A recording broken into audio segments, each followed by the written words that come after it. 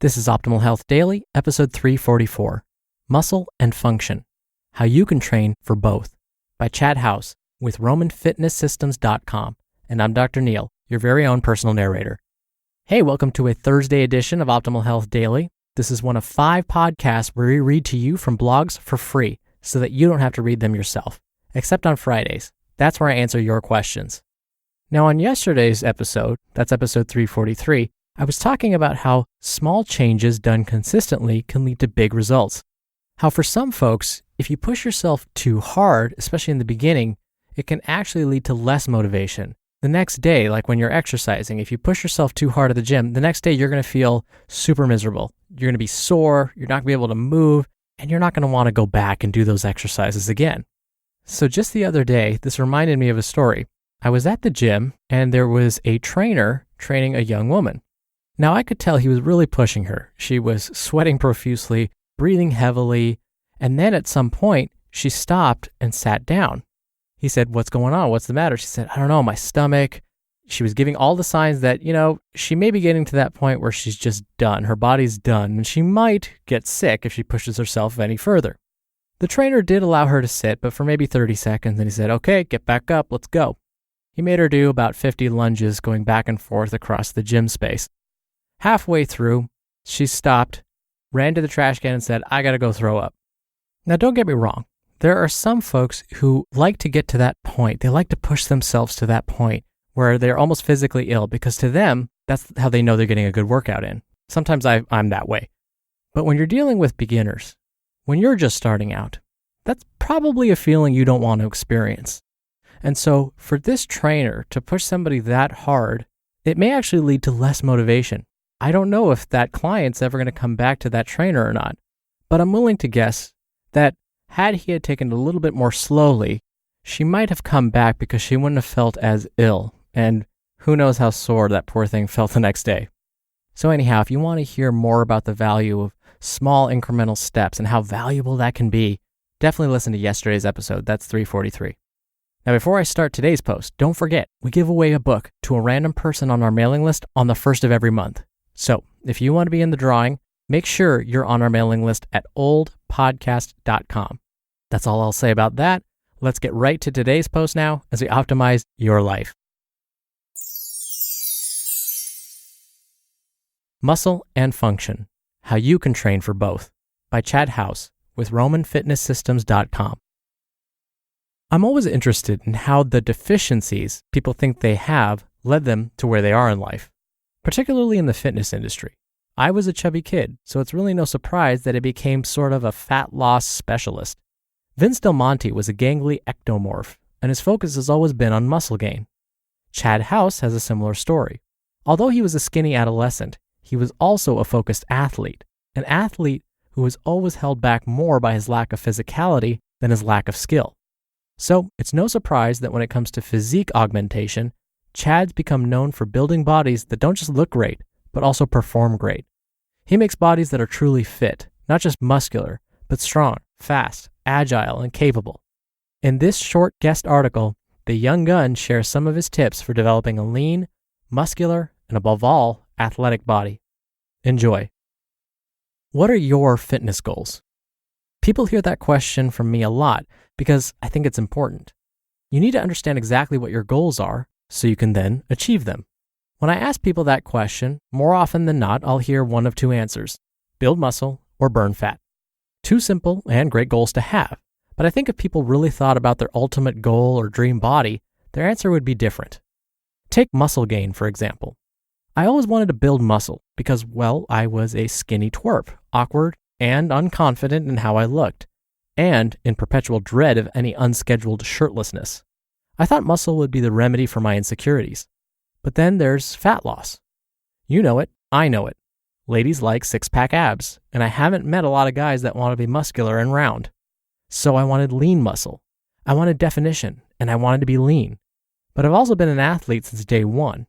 And whether it's in boxing, basketball, hockey, or any of the dozens of other sports I've tried, improving my athleticism has always been one of my biggest priorities. I still want this ultimate, hyper-capable, jack-of-all-trades body. And with goals like these, there's always room for improvement. So, you want it all. Well, yeah, I want to be shredded, muscular, and athletic. Why the hell not? People settle far too often for something that's more realistic or easier to attain instead of striving for their ultimate goal. By getting stronger and more powerful, you're making it easier for your body to build muscle. And by increasing your muscular endurance, you're also making it easier for your body to build muscle. So believe it or not, bodybuilding does have its place in your training, and so does training for athleticism and fat loss. I don't just work on improving my power, speed, and athleticism, but also on improving certain body parts, like building bigger arms, chest, shoulders, and so on, which essentially is bodybuilding. I train with hypertrophy rep counts, power rep counts, and higher rep counts to help me improve my muscular endurance while I'm training for size. The result is that I'm stronger and more powerful for longer periods of time. I'm more athletic, and I've been able to improve my leanness as I've put on weight. So what can you do to build this ultimate body? 1. Keep track of your results. Write down your weight for the big lifts like deadlifts, squats, military presses, and bench presses. Strive for improvement in these lifts every week. Also, start working on your Olympic lifts like snatches and cleans. Both will help you improve your power in an athletic sense. 2. Lift heavy. Don't just focus on hypertrophy reps in the 8 to 12 range. Have heavy days at least a couple of times a month where you aim for 4 to 6 rep counts with longer rest periods. This will improve your power and your strength, allowing you to lift more weight for the aforementioned hypertrophy-focused rep counts.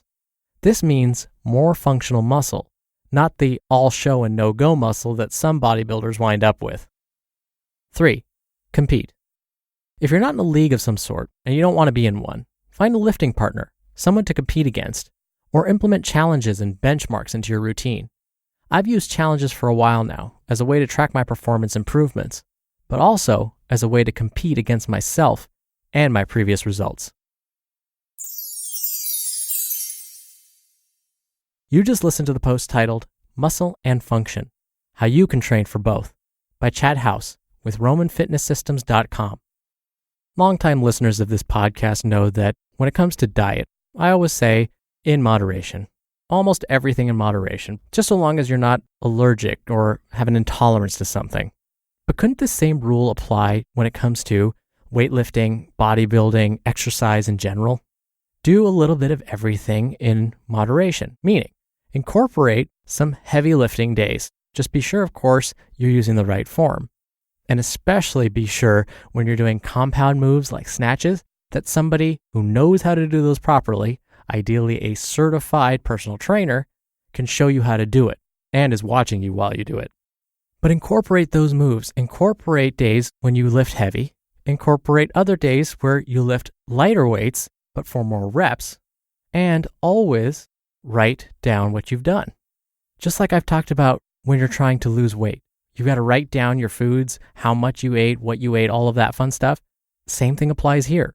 And by writing this stuff down, even if you're not in a league or you don't have a workout partner, you can be in competition with yourself. Strive for that extra rep or cut down some of your rest time by a little bit. Those are all improvements. And you may think that they're small. Trust me, they make a huge difference. Now, one more time, we do book giveaways on the first of every month. So if you want to be part of that, plus get some free spreadsheet tools from us and more, come by oldpodcast.com and join the weekly newsletter. It's totally free, and it's a great way to show your support. Again, you can join at oldpodcast.com. All right, that wraps up today's episode. Thank you for listening. Thank you for being a subscriber of the show. Thank you for sharing this show with a friend or family member. I hope you have a great rest of your Thursday, and I'll see you back here tomorrow for the Q&A show where your optimal life awaits.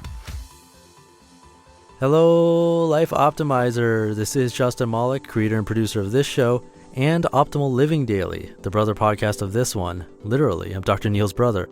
If you like the format of this show, you'll love Optimal Living Daily too, where I also read to you from blogs, but cover other topics like personal development, finance, and minimalism from bloggers like Derek Sivers, The Minimalists, Zen Habits, and many more. So for more amazing content read to you for free, come subscribe to Optimal Living Daily too, and together we'll optimize your life.